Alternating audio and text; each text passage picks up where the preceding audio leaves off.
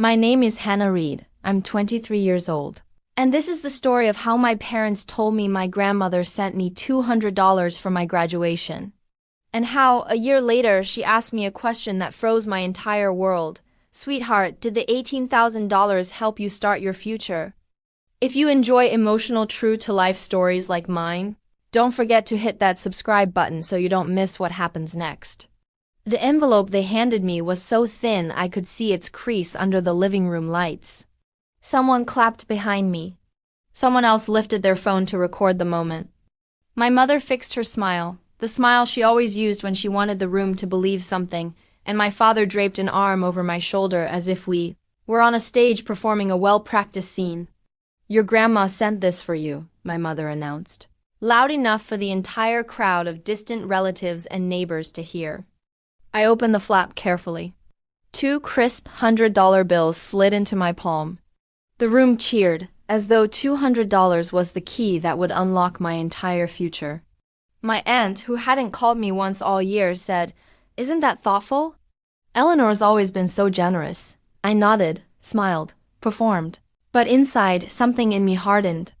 My grandmother was generous, exceptionally so.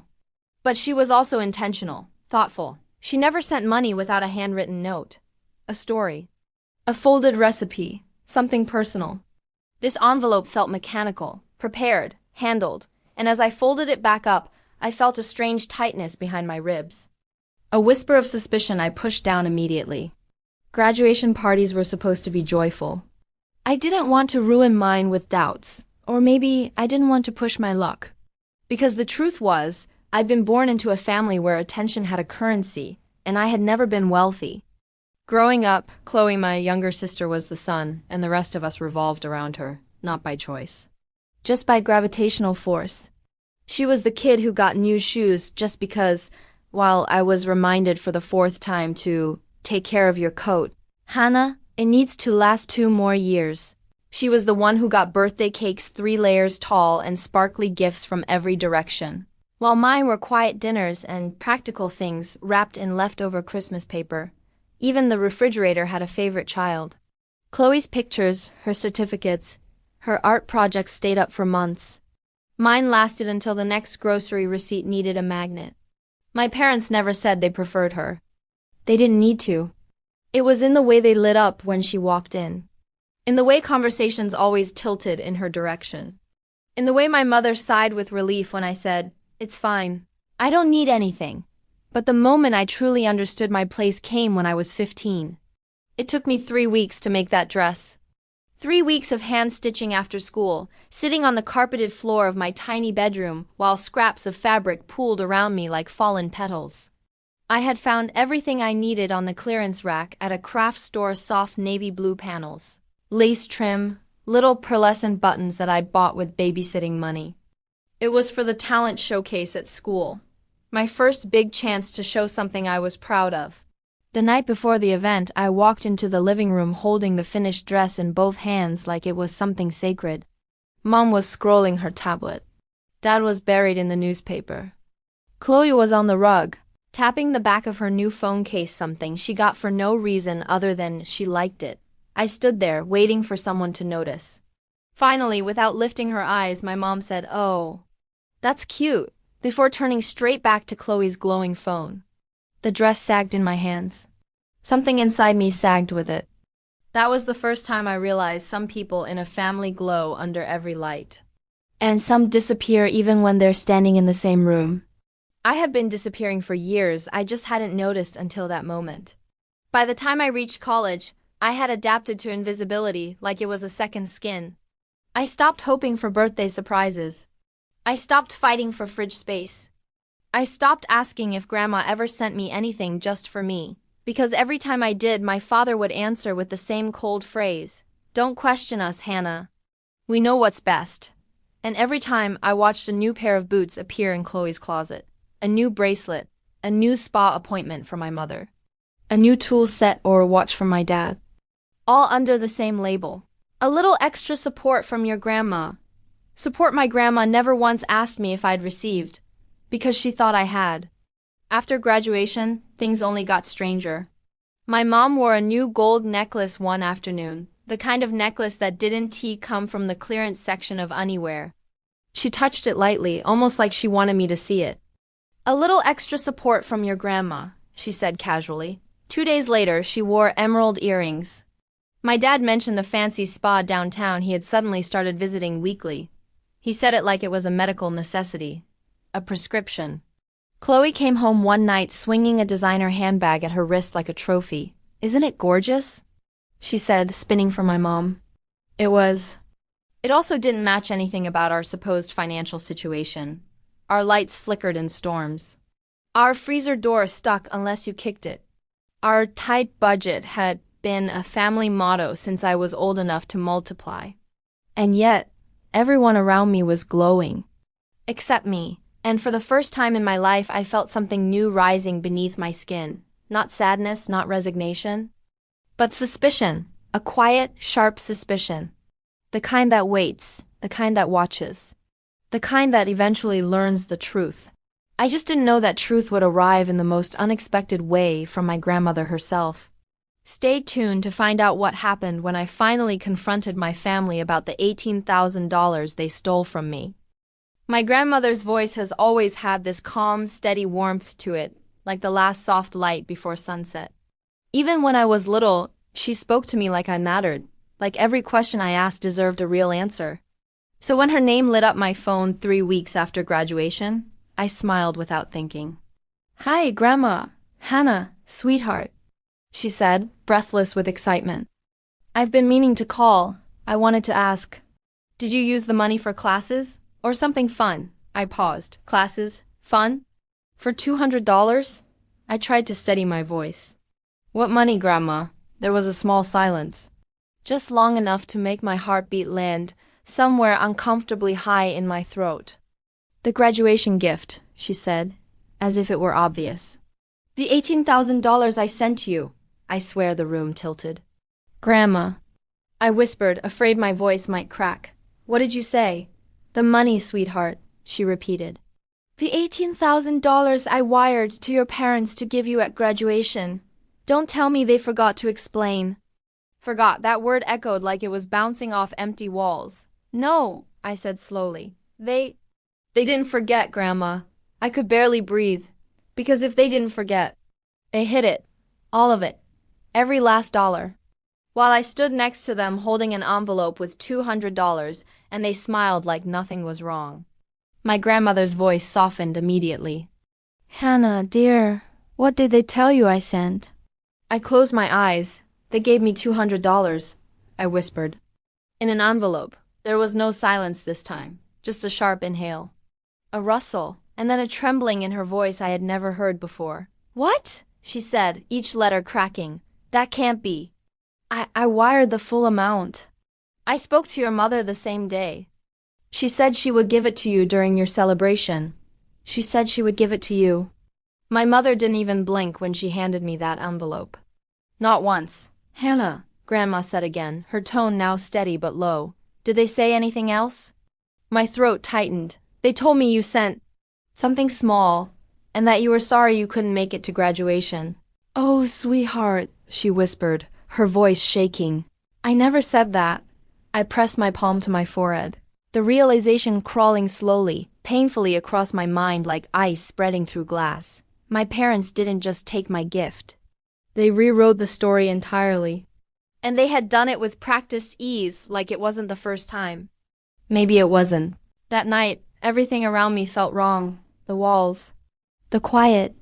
The smallest sounds, the hum of the fridge, the ticking of the hallway clock became needles. My parents were asleep. Or pretending to be asleep. Or lying in the dark planning next week's shopping spree with money that wasn't theirs. Chloe was in her room, the glow of her new designer lamp visible through the crack under her door.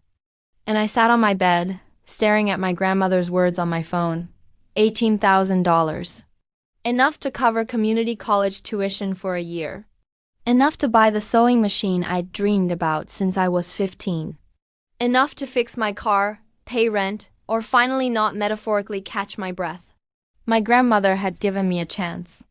And my parents had taken it, not by mistake, not because of confusion, but because in their eyes, that money belonged to them the moment it touched their hands. It was the same pattern as the envelopes my grandmother used to mail me when I was a teenager. The pale lavender-scented ones she wrote just for me. The ones my mother always opened first. The ones that somehow turned into Chloe's new boots. Dad's new watch. Family support, they called it. Support that somehow always skipped me. A question formed in my mind, quiet, sharp-edged. How many times had my grandmother tried to give me something, and never knew I never received it? The thought made my chest tighten until it hurt. I grabbed my notebook, the one ID filled with sketches and fabric swatches for years, and flipped through the pages. Lines, silhouettes, outfits I imagined wearing in a life I didn't have yet. A life money could have helped me build. But my parents had taken that choice away from me. Just like they took everything else. The next morning, the kitchen smelled like pancakes and maple syrup, my mother's go-to recipe whenever she sensed a shift in the air. She was plating breakfast when I walked in. "Good morning," she chirped too brightly. My father sipped his coffee, his new watch catching the sunlight. "We thought we'd have a family breakfast. Celebrate you being home for the summer. Celebrate." I sat down slowly. Chloe breezed in, hair still damp from a long shower. She dropped her new phone on the table carelessly, laughing. "Oh, I need to go shopping later. I saw these shoes."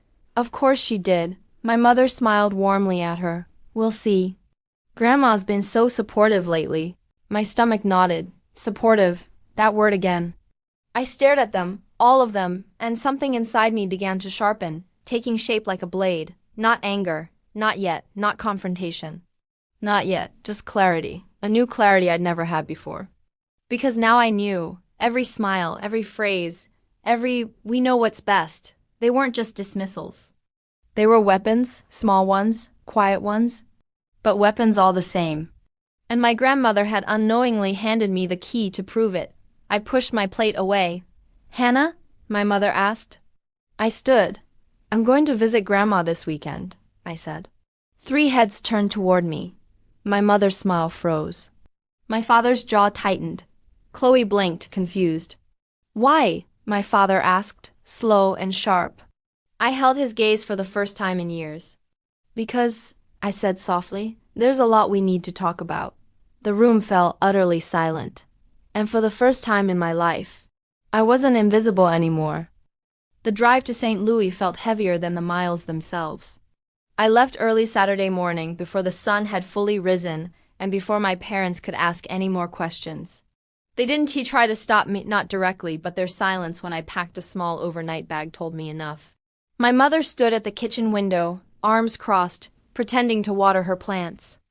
My father watched from the hallway, pretending to scroll his phone. Chloe asked, "Why are you going alone?" But her voice carried more curiosity than concern. I didn't answer any of them, because I wasn't going for their comfort.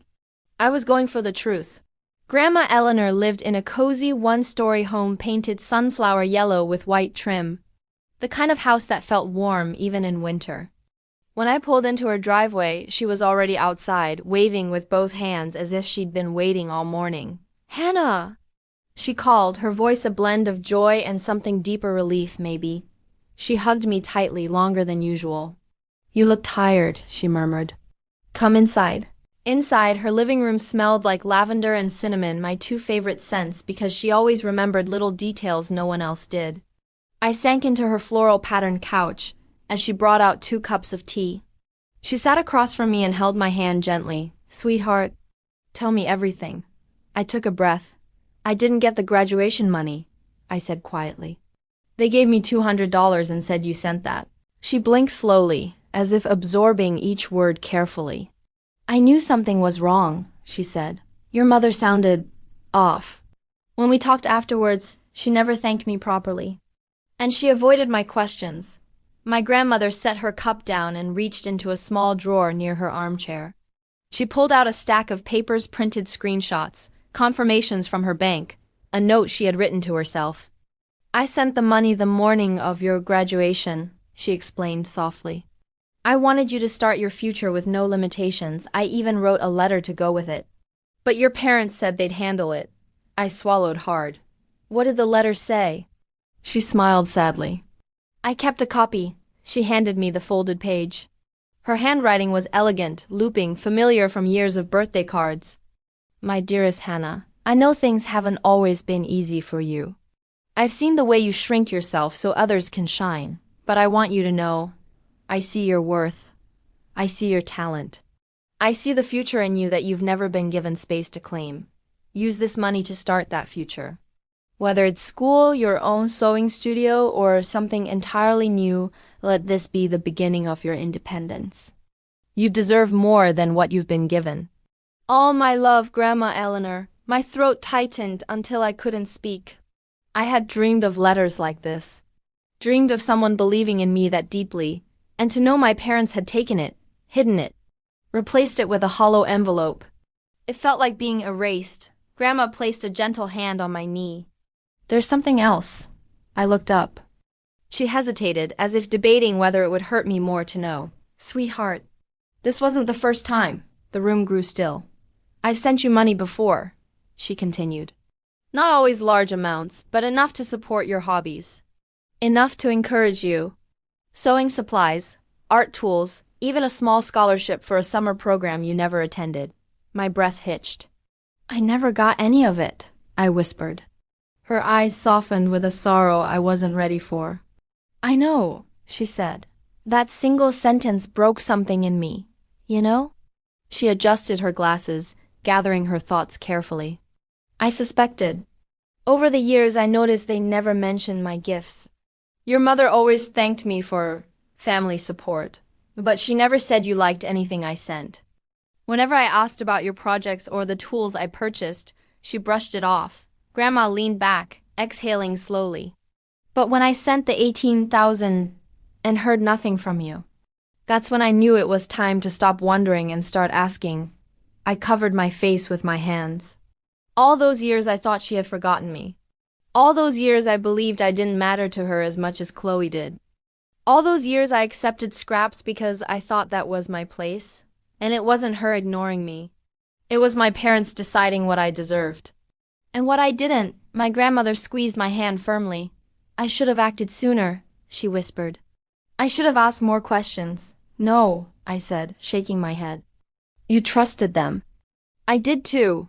Her eyes glistened, but she blinked it away quickly. She had always been strong like that. Hannah, sweetheart, she said gently. How long have they been withholding things from you? I looked toward the window, remembering a lifetime of missing envelopes. Missing chances, missing spotlights. Maybe forever, Grandma inhaled sharply as if the answer physically hurt her. Then she stood. Come with me. I followed her to her bedroom, where she opened her closet and pulled out an old wooden box I had never seen before. The lid creaked softly as she set it on the bed. This, she said, is everything I ever meant for you. Every card, every check, every little encouragement. I kept copies of everything I sent just in case. She opened the box. My heart twisted. Inside were dozens of envelopes, some small, some long, some decorated with stickers I used to love. There were copies of checks with my name on the memo line. Copies of letters written to me. Pictures of craft tools she had ordered online with shipping confirmations. And none of it, not one thing, had ever reached me. I sank onto the bed, trembling. Grandma placed a gentle arm around my shoulders. You deserve so much more than what they gave you, she whispered. And now? It's time for you to take it back. I looked at her, wiping my eyes. How? She smiled, sad but certain. Because, sweetheart, I didn't just send money. My breath caught. I made sure it was documented, legally. My pulse quickened. What do you mean documented? She reached back into the box and pulled out a thick envelope. Inside were receipts, bank transfers, signed acknowledgments, and one final document, a legal record showing every financial gift meant specifically for me over the last 8 years. Grandma looked me straight in the eyes. You're not powerless, Hannah.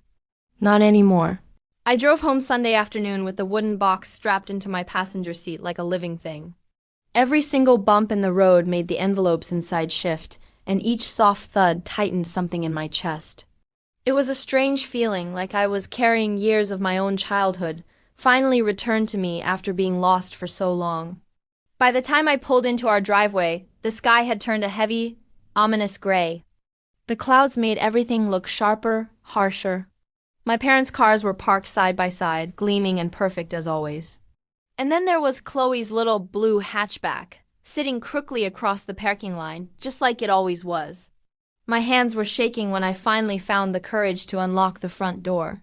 My mother looked up from the kitchen island where she was chopping vegetables, the rhythmic sound stopping abruptly. "You're home early," she said, her voice a little too light, a little too casual. "Did you have a nice time with— Where's Dad?" I asked, cutting her off. She blinked, surprised by my directness. "In the den, why?" I didn't answer her. I just walked straight down the hallway, each step echoing on the hardwood floor like a countdown. I could feel my mother's gaze burning into my back, a mix of confusion and suspicion. She knew something was wrong. My father was sitting in the den, the TV muted, scrolling through his phone like he always did. He looked up when I entered. "Hannah, everything okay?" I didn't say a word. I just set the heavy wooden box right on the coffee table between us. The sound it made was solid, final. I watched both of their expressions shift. It wasn't a big, dramatic change. It was tiny, almost imperceptible, a slight tightening around the eyes, a flicker of recognition they never expected me to catch. But I caught it. Oh, I definitely caught it. "What's that?" My father asked, his voice still calm, but the facade was starting to crack. I didn't sit down. I stood there, towering over them in a way I never had before. "Everything Grandma ever sent me," I said, my voice steady. "Everything you took." A heavy silence filled the room, thick and suffocating like smoke. My mother appeared in the doorway, her eyes darting between me, my father, and the box on the table. "Hannah," she said slowly, testing the waters, "what are you talking about?" I reached into the box and pulled out the first stack of envelopes. They were old, colorful, covered in stickers of sewing machines and butterflies and little hearts. Grandma's handwriting was all over them.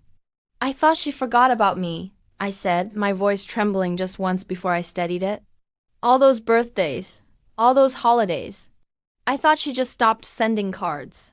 I looked them both in the eye. She didn't forget. "You intercepted them."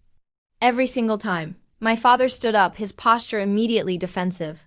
"Now hold on." "No," I cut him off, my voice louder than I meant for it to be. "You hold on." I reached back into the box and pulled out the bank transfer copy. The one for $18,000. I laid it flat on the table, right on top of the letters.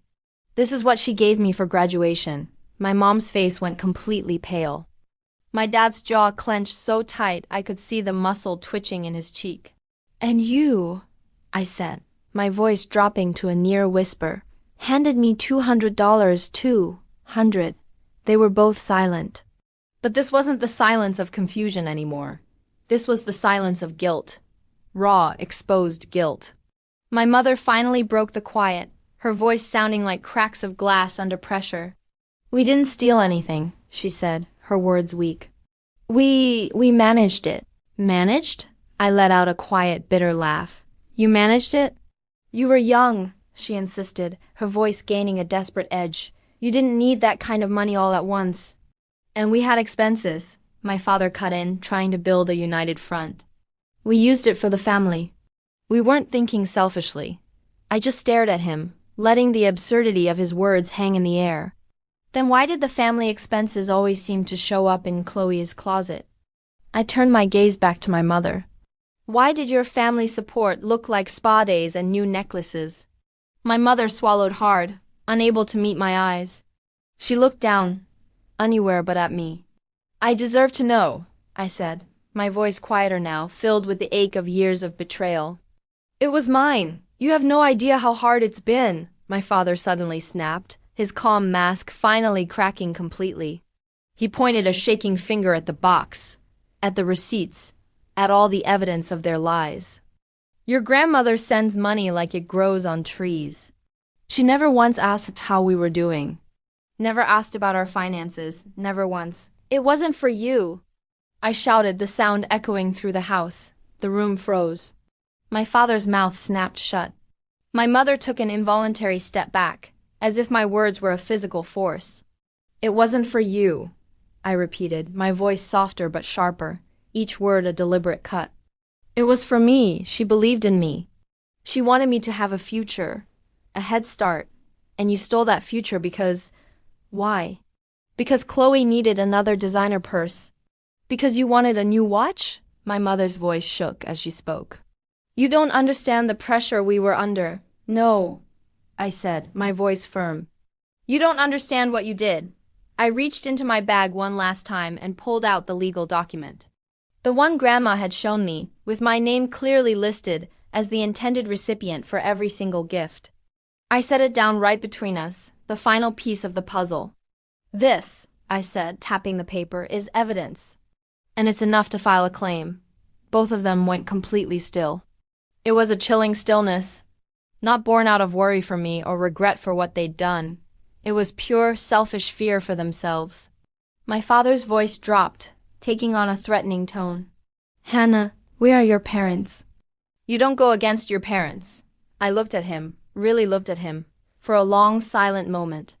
And then I said something I never, ever thought I'd have the strength to say to his face. You went against me first, just then. The den door creaked open and Chloe walked in, completely oblivious, holding a shopping bag from her latest trip to the mall. What's happening? She asked, her eyes wide as she took in the scene, the box, the documents, the tension so thick you could cut it with a knife. My mom whispered sharply, Go to your room. Chloe hesitated. But, now, my mother commanded. Chloe flinched and ran upstairs without another word. I turned back to my parents. I'm not doing this to hurt you, I said, and I meant it. I'm doing this because you hurt me. For years, my father's fists were clenched at his sides. My mother's eyes glistened with unshed tears, whether of guilt or self-pity, I couldn't tell. So here's what's going to happen, I continued, my voice steady and cold. You're going to sit down with Grandma, and you're going to explain everything, every dollar. Every letter you kept from me, my mother gasped. No, Hannah, we can handle this privately. No, I said, shaking my head. You handled it privately for far too long. I took a slow, deep breath, feeling a strange sense of calm settle over me. I'm done being invisible. For the first time, neither of them had anything to say. There were no more excuses, no more deflections. It wasn't because they disagreed with me. It was because they finally understood. The daughter they had spent years pushing to the background, the one they thought would never find out, the one they assumed would always be quiet, had finally stepped into the light. And this time I wasn't going back into the shadows. My parents didn't speak to each other for the rest of that night. I could hear them moving around, the house doors opening and closing, hurried whispers that stopped whenever I walked past the hallway. Chloe stayed in her room, probably trying to piece together what she'd witnessed, but I didn't cry. I didn't shake, I didn't disappear into myself like I used to. Something inside me had shifted permanently. The next morning, I woke up to the sound of hushed voices in the kitchen. I walked in to find both of my parents sitting stiffly at the table, looking like two people waiting for a verdict. My mother's eyes were swollen.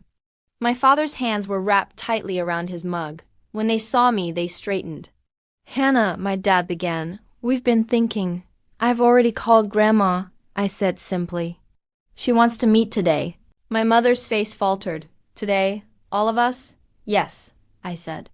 All of us. My father opened his mouth, maybe to argue, maybe to persuade. He wasn't used to hearing no from me. But I didn't give him the chance. We leave in 30 minutes. The drive to St. Louis was painfully quiet. My mother kept glancing back at the wooden box I had brought with us, as though it might explode. My father drove with both hands gripping the wheel, knuckles pale, jaw set tight. Chloe didn't come. She didn't want to. She said, "It has nothing to do with me." Words that stung in ways she didn't even realize. But this wasn't her reckoning. This was theirs. When we pulled into Grandma's driveway, she was already standing on the porch, arms folded, back straight, expression unreadable. The last time I saw her, she greeted me with warmth, but today, she greeted us with truth. Inside, Grandma didn't offer tea or snacks or soft conversation. She sat at her dining table and pointed for my parents to sit. My father cleared his throat and said, "Eleanor, we can explain." "No," she said calmly. You can tell the truth. My mother's voice shook. It wasn't malicious, we were struggling. You weren't struggling when you bought a new watch, I cut in. My father glared, but my grandmother raised her hand. Let her speak, she said. And for the first time in my life, he didn't argue. I laid out the documents one by one: transfer records, copies of letters, notes Grandma had kept. My mother flinched every time a new paper touched the table. My grandmother kept her eyes on them steadily. Why? She finally asked, her voice heavy. Why would you take from her? Why would you hide my letters? My parents stared at the table. My father spoke first. We didn't think she'd use the money responsibly. My throat tightened. Responsible? I worked 2 part-time jobs. I saved every penny. You said we didn't have money for anything, my mother whispered. We thought Chloe needed more help. Chloe always had help, I said. My voice didn't rise. It didn't need to. I was never the priority. Not once. My mother covered her face with her hands, her voice muffled and breaking. Hannah, you were responsible. You didn't ask for much. We thought you were fine, and that's the problem, I replied quietly. You never asked if I was fine. You just assumed I would accept being last. The silence that followed wasn't empty. It was full of guilt, realization, and consequences. My grandmother looked at them with an expression I had never seen before. Not anger, disappointment. Deep, aching disappointment. You didn't rob a bank? She said softly. You robbed your own daughter. My father's eyes dropped. My grandmother continued, voice steady and heartbreakingly firm. Hannah deserves repayment. My mother's head snapped up. We don't have that kind of money anymore. Then you'll figure out how to make it right, Grandma said. Because this isn't optional. My father rubbed his forehead. We made mistakes. No, she said, you made choices. And choices have consequences. My parents sat in silence, absorbing the gravity. Grandma turned to me, and her expression softened with warmth. You're staying with me for the summer, she said gently. You'll use the money the way I intended. And we'll look at schools or design programs together. I swallowed hard. Grandma, are you sure? I've never been more sure of anything. A strange mix of relief and grief washed through me, relief at being seen, grief at the years I'd lost. But Grandma wasn't finished. She looked at my parents. And you both will attend counseling, family counseling. Because this isn't just about money. This is about the way you've treated her for years. My mother nodded through tears. My father didn't speak, he just stared at the table, ashamed. But he nodded, slowly, finally. That summer became something I didn't expect, the beginning of my life. Grandma enrolled me in a beginner's design course downtown, insisting on driving me if I needed a ride. We organized every remaining dollar of the original $18,000 into a savings plan specifically for school and supplies. My parents called often, sometimes awkwardly, sometimes sincerely. Counseling didn't fix them overnight, but for the first time they tried. They apologized, authentically, repeatedly. It didn't erase anything, but it mattered. Chloe didn't understand everything, but she tried too. She asked questions. She listened. She said sorry more than once. And I learned that invisibility isn't a permanent condition. You can step into the light at any time, as long as you're willing to face the people who kept you in the shadows. A year later, I stood in a small studio space Grandma helped me rent, running my hands over rolls of fabric. The same way I did when I was 15, except now. Every scrap belonged to me. Every dream belonged to me. Every future decision belonged to me. Grandma hugged me from behind, resting her chin on my shoulder. You see, she said softly. You were always meant for more. I smiled, tears gathering in my eyes. Thank you, I whispered. For everything, she shook her head. No, sweetheart, thank yourself. You found your voice. I exhaled a shaky breath, looking around at the room filled with possibility. For the first time in my life, I truly believed I deserved it. Thank you so much for following Hannah's story to the end.